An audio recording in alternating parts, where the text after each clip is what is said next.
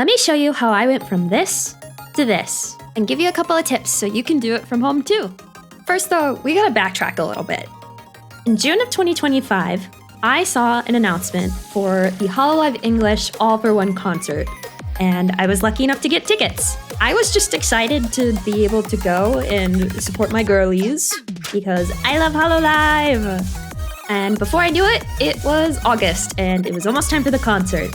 I started seeing pictures from people I followed on Twitter showing the freebies that they'd made to hand out at Anime NYC, which was also happening that weekend, and at the concert. I thought that this was such a cute way to memorialize the time that you spent with your friends and all of the girls that you were there to support. So I DM'd my friend Izzy, who was also going with me, and we decided we would make a sticker together of our Oshi Fuomoko. When you're working with another artist, I think that the most important thing you can do is communicate well, because good communication is going to build foundation for a smooth workflow, which is especially important in a case like this, where we went from the initial concept to final execution in just under a week.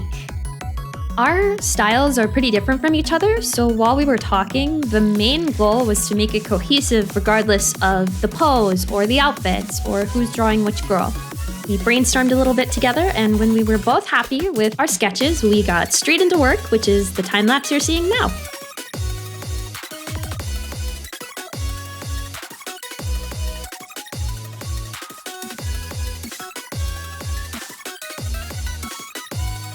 Now we're really getting in the weeds. So our art styles are pretty different, but one thing that I think ties us together well is our use of textured line work, which I achieve by using my favorite brush of all time in Procreate, the Chunky Inker from the Comics Max pack, which I've linked in the description. This brush is exclusive to Procreate, but you can use this brush for really anything. I use it for line work, I use it to paint. I think it works well for styles like mine that lean more graphic. And it's also really useful for blocking in big swatches of color, which for this sticker, that's going to be a must. Because of the size that it's going to be printed at, any small details that I spend a lot of time on are just going to disappear. So I am going to heavily lean on this chunky, bold, dark shading. I also went in at the very end and added a really thick outline around the entire piece so that it would match the fuwawa. That's about it for this section of the speed paint, so I will see you when we get to the coloring stage. Sit back and enjoy!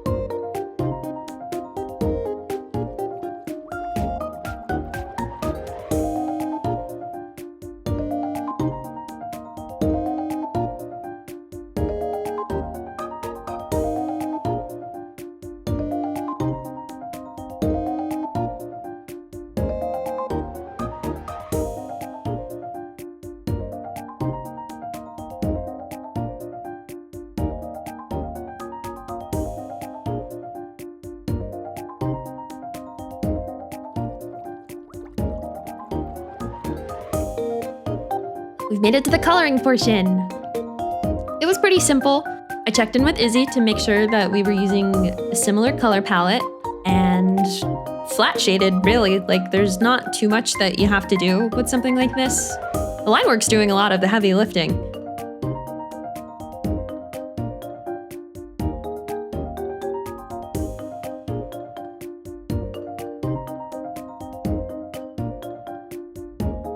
When coloring, I like to use a system where all of the light colors go together on one layer. For example, everything on this layer I'm mapping out in a bright red so that I don't lose track of what I want to be colored. And when that's ready, I lock it and recolor it to the final pink. This system works really well for me, especially when I go and add gradient, because I'm just doing it based on a quick glance at my layer setup. I know exactly what goes where just by looking at it. No folders needed.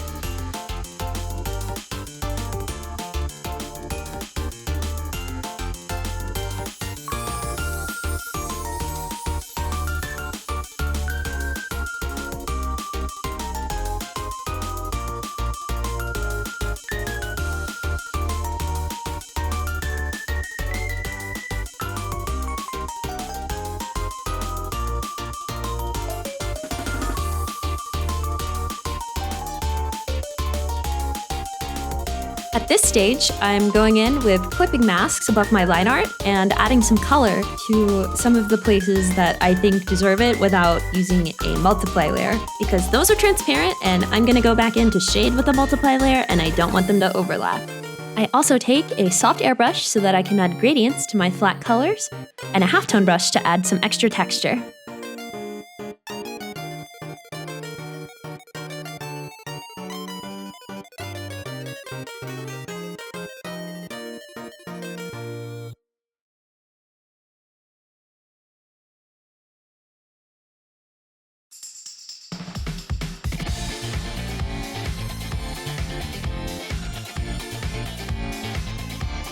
My final bits of secret sauce are a multiply and add layer, just one each.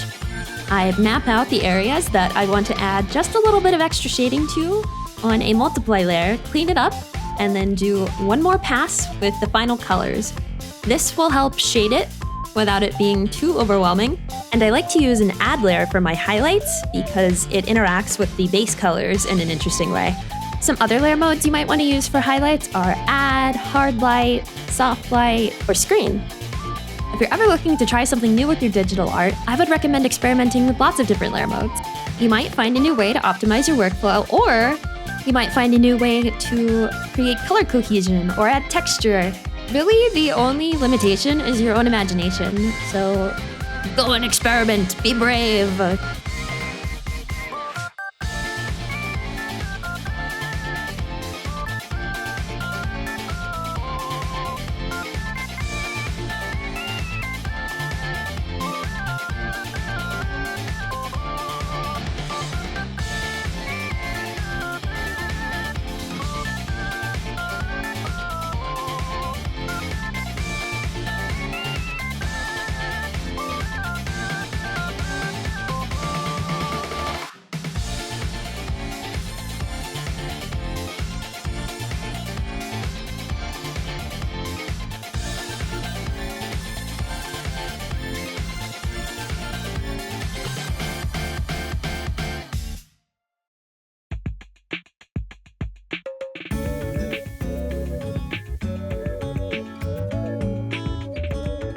At this point, I had taken the sticker into Photoshop and created a border for it, but it was a little bit too rounded and too thick. So I put it back into Procreate and retraced it the way I wanted it.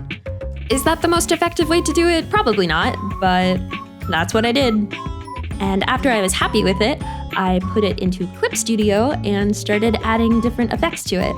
I ended up going with this patterned white grid and a very, very low opacity screen tone effect.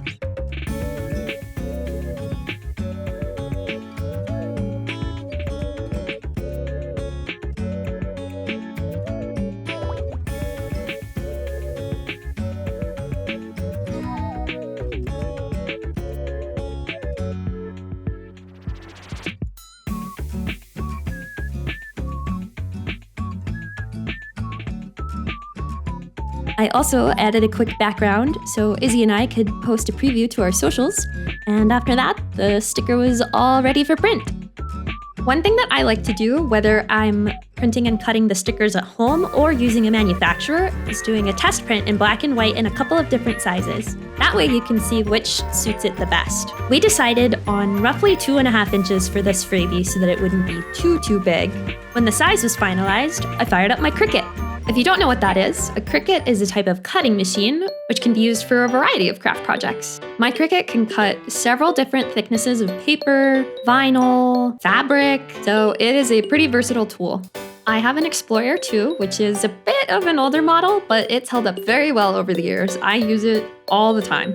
You can find them at your local craft store pretty easily, and it is hands down one of the best purchases that I have made as an independent artist. I very rarely get stickers manufactured because it's so easy to print and cut them at home. I always recommend printing a test sheet in black and white on regular printer paper, because when you start cutting, you want to make sure that the machine is correctly aligned, which it checks by scanning the 4 black registration lines on your paper. If everything's aligned, it will start cutting out your stickers one by one, and when it's finished, you peel the stickers off of the cutting mat. This mat was on its way out, and the second it started cutting, this happened, which I was not a fan of because it tore the paper. Luckily, this was just a test sheet, so after I sent that mat off to Craft Heaven, I printed a new test sheet and started over with a new mat. Side note, check out how freaking loud this thing is when it scans and starts cutting. It's kind of crazy.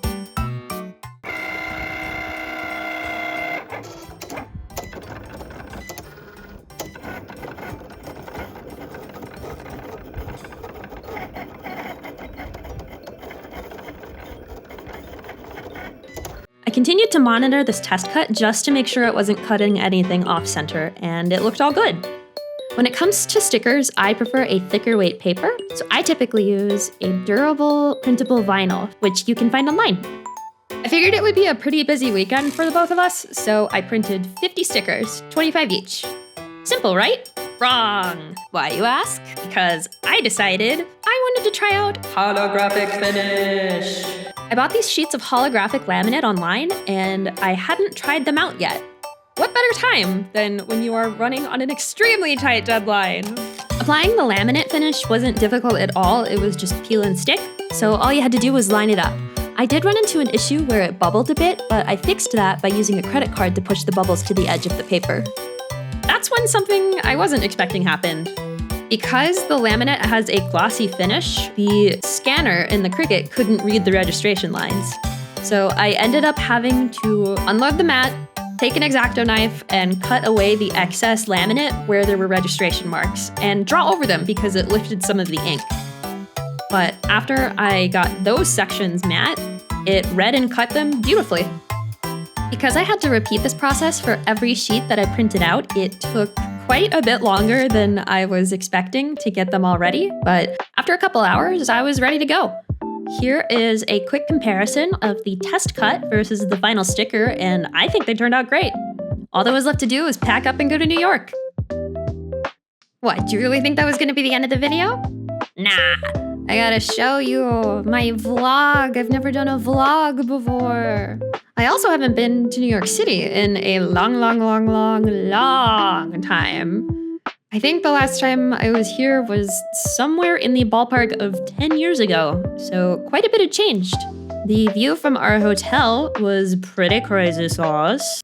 Where I'm from, there are approximately 0 buildings where you can get a 23-story view.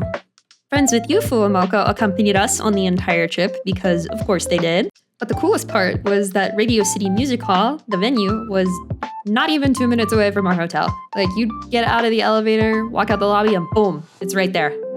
I cannot begin to stress to you how insane it is to see a name like hololive right next to a name like Hugh Jackman. Day one was our Anime NYC day. We had picked up Saturday tickets so we could check out the artist alley and go visit some of our friends who were tabling. And my God, this convention is freaking huge. I have never seen so many people in one place at the same time before. It was incredible. And the hololive booth was right there, right when you walk in. Callie and Bibu were in the middle of a panel, so we stood there for a couple minutes and watched before going into the dealer's room and artist alley.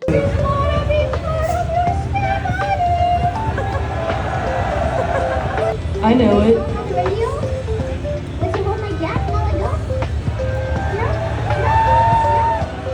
I couldn't have said it better myself, Bibu. Very skibbity.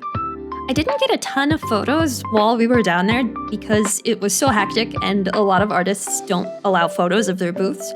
But here are a couple of fun pictures I took from walking around, and here's my merch haul. There were so many talented people at this convention. It was hard not to buy something from every single booth. And before we knew it, we had talked to everybody we had gone to see, and it was the end of Saturday. But that was just the beginning. On to day two. Sunday had two objectives, a meetup and the concert. One of my friends had organized a meetup, which was centered around Nanashi Mume of Hololive Promise. We had made a banner and a sticker sheet for it, organized months ahead of time, completely unrelated to mococo. So I made two freebies for this concert. But the meetup was super fun. We had a great turnout. Everybody was super nice. We all signed the banner and sang karaoke. We did a prize raffle. I got this grem from a shoebox. But overall, just incredible to see the dedication and passion of hololive fans. Like, everybody is so talented and so kind, and just having the chance to exist in the same space as all of these people and pregame for this concert and celebrate those who came before is just, it's so awesome. And speaking of concert, wow, where do I even begin with the concert? We were not allowed to film any of the actual performances, so I don't have any footage of that, but I do have pictures from before and after that I can share. We met up with a friend on the way over and handed out all of our stickers in a flash. I don't even remember. Every single time I saw somebody in full mococo cosplay, I was like, here you go. Take it. And then we sat down and experienced the craziest 2 hours of our lives. I've been to idol concerts before, but none of them had ever had the insane, unhinged, unmatched energy that this crowd did. Hololive fans, we are a different breed entirely, and I'm here for it. It was so much fun. I want to do it again and again, forever and ever and ever. Not to mention, every single one of the talents that got up on that stage that night freaking killed it. Incredible set list, incredible vocals, incredible visuals, just like incredible everything. 10 out of 10. Even on the way out, like, look at these people, they're freaking hooting and hollering.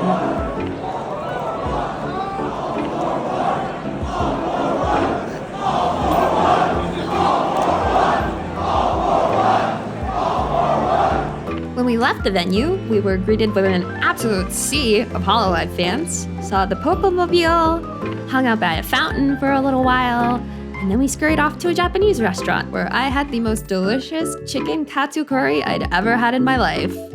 Back at the hotel, I laid everything I got as a freebie that day out on the bed and was overwhelmed once more with the kindness and talent of all of the awesome hololive fans that were in New York City that weekend. But most of all, I'm just happy that I got to share it with my best friend and make our own little thing to remember it by. And that's a wrap. I know this is a little bit different from my usual content, but I felt like the trip was so intertwined with the sticker that you guys had to see both, you know? You had to see it come to fruition. So, yeah. I also hope that you were able to learn a little bit about what it's like behind the scenes to make something like that happen.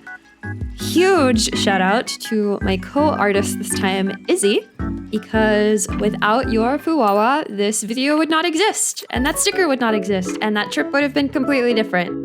So thank you for going to the Big Apple with me. I know you're watching.